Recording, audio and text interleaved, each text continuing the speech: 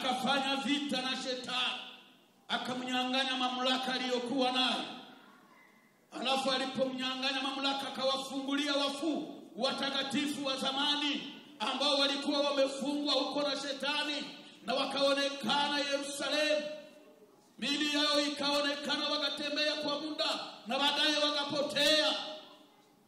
Halafu Biblia inatuonyesha ya kwamba kisha siku 3 kaburini akafufuka. Ushahidi ni mwingi. Waliomuona, Maria Magdalena na wengine walimuona alipofufuka. Petro na Yohana walimuona, walienda kaburini, wakaleta pia ushuhuda. Wale wanafunzi wawili wa Emau walimuona akizungumza nao njiani, na baadaye akajitambulisha kwao kwa kumega mkate na kuubariki. Wakamuona, wakaleta ushuhuda. Siku 40 iko anatembea duniani, shujaa wa mashujaa, na iko anajionyesha kwa wanafunzi mara moja na anatoweka. Wakaelewa na kujua ya kwamba Bwana amemfufuka, amekuwa mshindi dhidi ya mauti. Jina la Bwana libariki. Alafu Biblia inasema ya kwamba alipomaliza hiyo kazi yote na alipomaliza kujionyesha, kisha zile siku 40 akapaa kwenda mbinguni machoni pa wanafunzi. Wako wanamuona wakiwa kwenye mlima wa Galilaya, wanamuona anapaa, anapenya mbingu za mbingu. Ukisoma Waebrania sura 1 na ule mstari wa 3, Mungu akamwambia, keti hapa mwanangu kwenye mkono wangu wa kuume, mkono wa ukuu wa kuume, keti hapa. Jina la Bwana libariki. Na ndio Biblia inasema ya kwamba Mungu akamkirimia jina lililo kubwa kuyapita majina yote, ili kwamba kwa jina hilo kila goti lipigwe. Goti la mbinguni, yani viumbe vyote vya mbinguni, wa malaika wote wakunje magoti mbele za Yesu, wamwabudu mchana na usiku. Wamwabudu kwa sababu gani? Kwa sababu ya ushindi ambao ameshinda.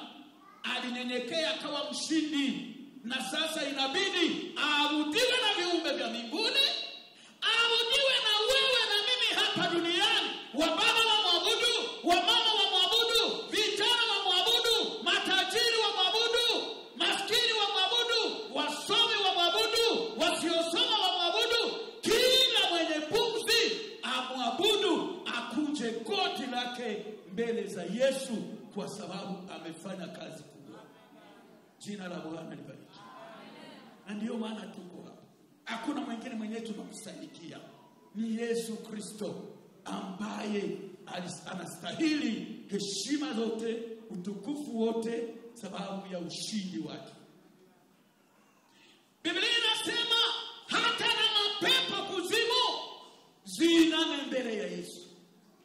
Ndio maana mapepo zinaposikia hili jina zinatimua haraka, maana haziwezi kuresiste mbele ya hili jina kubwa, jina la Yesu Kristo aliye hai. Jina la Bwana libariki. Sikia, haishi hapo. Biblia inasema ya kwamba na kila ulimi ukiri ya kwamba Yesu Kristo ni Bwana, kwa utukufu wa Mungu Baba. Jina la Bwana libariki. Leo tunamkiri kwamba Yesu Kristo ni Bwana. Mungu pale alipompokea kwa kuume kwake akasema, jina langu Bwana, muagano la kale Jehova, mimi nalikamata, mimi nakupatia hili jina. Tangu leo mimi nakupatia hili jina, yani unakuwa Bwana juu ya mabwana wote.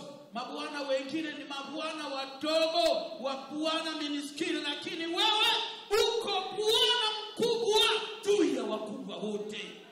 Ni kwa sababu gani? Ni kwa sababu ya unyenyekevu ambao ulikufikisha katika ushindi wa mauti, ushindi wa msalaba, ushindi wa kifo. Akapewa jina lililo kubwa. Anasieje kwa kuume kwa Mungu. Yeye ndiye kuhani wetu mkubwa anayetuombea mchana na usiku, sababu ana ile uwezo. Iko kuume kwa Baba, alipewa jina kubwa, alikirimiwa jina kubwa, na kwa lile jina watu wote wainame. Jina la Bwana